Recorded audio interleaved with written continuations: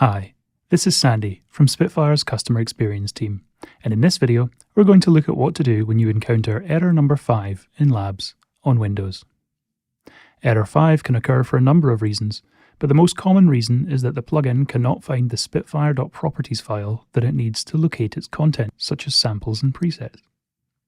First, close and remove the instance of Labs that you're running in your DAW, and then look in your hidden app data folder. To do this, search %appdata% and hit enter.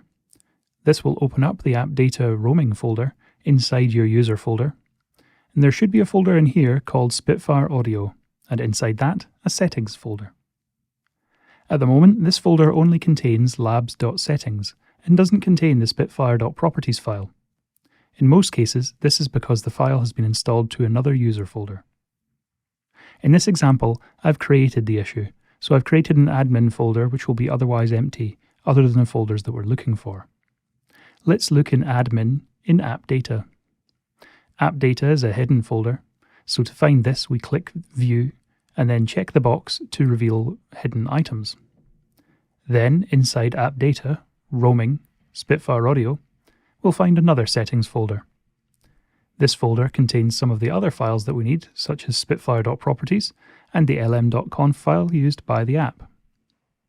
Anything missing from the user app data folder should be copied across.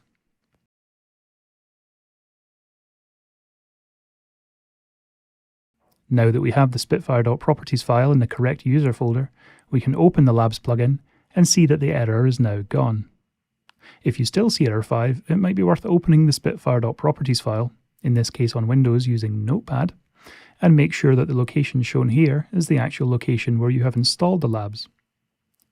If you try these steps and you're still seeing errors, please reach out to us at spitfireaudio.com/support. Thank you.